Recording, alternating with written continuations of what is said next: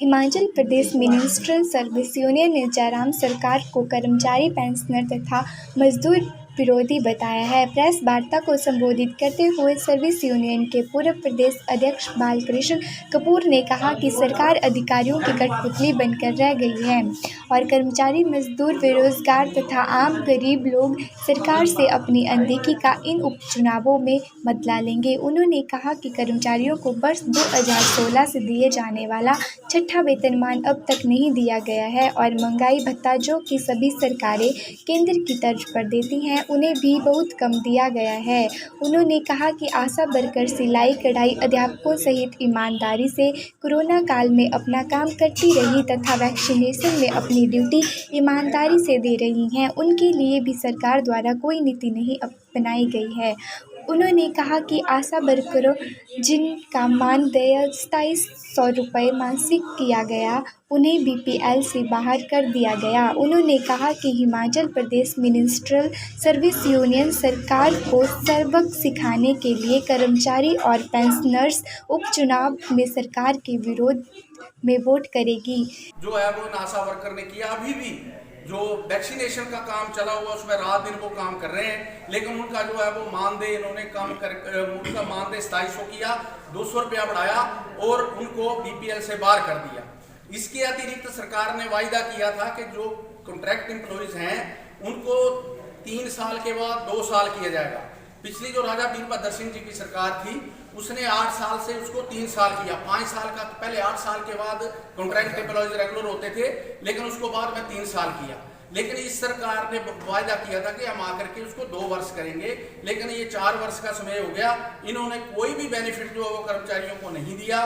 कर्मचारियों का शोषण हो रहा है, चाहे मिड डे मील वर्कर हो, चाहे पार्ट टाइम हो, चाहे हमारे सिलाई कढ़ाई टीचर हों, आशा वर्कर हों या हमारे रेगुलर गवर्नमेंट एम्प्लॉइज हों, उनके साथ जो है वो सरकार सौतेला व्यवहार कर रही है। और पूरे हिमाचल प्रदेश के कर्मचारियों ने ये फैसला किया हुआ है और जहां जहां पर भी चुनाव है हम पूरे दौरा कर रहे हैं चारों कंस्टिट्यूंसीज का, जहां पर ये चुनाव हो रहे हैं, चाहे वो कोटखाई हो, चाहे वो जिला कांगड़ा का फतेहपुर हो, चाहे मंडी हो, चाहे अर्की हो, वहां पर कर्मचारियों का ये फैसला है। कर्मचारी और पेंशनर जो है वो इस बार इस सरकार को मजा खाएंगे। इस बार इस सरकार को जो है हम लोग जरूर इसके विरुद्ध जो है वोट करेंगे, क्योंकि कर्मचारियों को इन्होंने बहुत शोषण किया है। पहली बार हो रहा है कि हमें 18 इतनी महंगाई बढ़ गई है। इसके अतिरिक्त में एक और बात जो है वो बड़ी गंभीर मुद्दा जो है वो कर्मचारियों के बीच में चर्चा का है, वो ये ले जो राशन था वो राजा वीरभद्र सिंह ने डिपुओं में किया था। उस वक्त 100 करोड़ रुपए का बजट रखा था और किसी की कोई भी चाहे आय वर्ग का व्यक्ति हो, चाहे वो इनकम टैक्स देता हो, चाहे वो कम आय का हो, सभी को उसमें फ्री राशन मिलता था।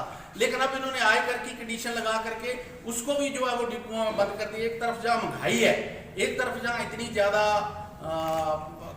ये रोज महंगाई बढ़ रही है, पेट्रोल की, डीजल की, हर एक चीज की। इससे कर्मचारी पूरी तरह से जो है वो, चाहे बिजली की है, मकान बनाना मुश्किल हो गया है, दूसरी चीजें रोज बढ़ रही हैं। लेकिन कर्मचारियों की जब बारी आ रही है तो उसके ऊपर ये बिल्कुल बैन कर रहे हैं। दूसरी चीज जो मैं आपको बताऊं कि जब भी 100% हमारा डीए हो जाता था, जितनी भी सरकारें रही, पिछली सरकार ऐसा नहीं कि कांग्रेस की, जो भी सरकारें रही, जब भी हमारा 100% डीए हो जाता था तो उसको मर्ज कर दिया जाता था, उसको बेसिक पे का हिस्सा बना दिया जाता था और उसके ऊपर भी डीए मिलता था, आईआर के ऊपर भी डीए मिलता था। अब सरकार कह रही है कि जी इसमें लायबिलिटी बहुत ज्यादा हो गई है या अधिकारी गुमराह कर रहे हैं, जबकि इनको पता है कि इन्होंने उसके ऊपर हमें डीए क्यों नहीं दिया। और जब हमारा 2016 से ड्यू है और उसको जुलाई से पंजाब ने इम्प्लीमेंट कर। ओरिएंटल टाइम के लिए आदर्श यादव की रिपोर्ट।